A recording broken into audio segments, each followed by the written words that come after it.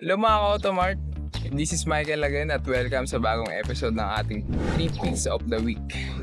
Una sa ating list, itong nasa likuran ko, ito ay 2023 Hyundai H100 2.5 na dual AC. So yan, makikita nyo yung tunog ng makina, napakatining.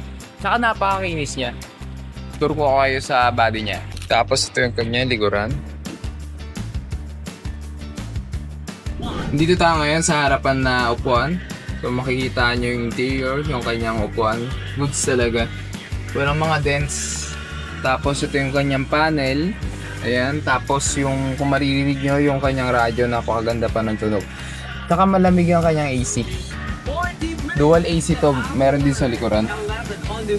Tapos ang starting bid natin dito is 698,333 pesos. So sobrang baba niya para sa 35k o doon na H100. Second sa ating list, itong nasa likuran ko, itong 2024 Yaris Cross HEV. Bagay ito sa mga tao na daily driven yung sasakyan nila tapos ayaw ng coding kasi green plate. Ito nga pala ay merong starting bid na 1,197,000. At take note, 34k OD lang to.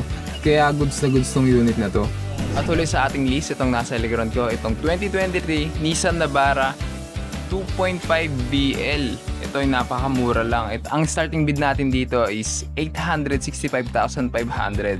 At kung interested kayo sa mga gatong unit, pwede nyo akong tawagan sa number na to para mapag-schedule tayo ng viewing sa warehouse. At kung gusto nyo, pwede rin namang i-search ang automart.ph para sa mas maraming second hand na available units. Sa quality used cars, i-automart na yan.